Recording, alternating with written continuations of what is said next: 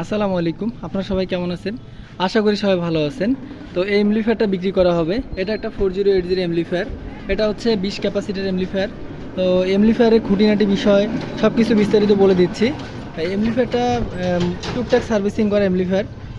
এই এমপ্লিফায়ারটা হচ্ছে 20 ক্যাপাসিটার।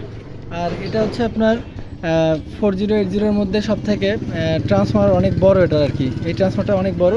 এটা 4080-এর মধ্যে আপনার সব থেকে ভালো যেটা হয় সেটা এটা।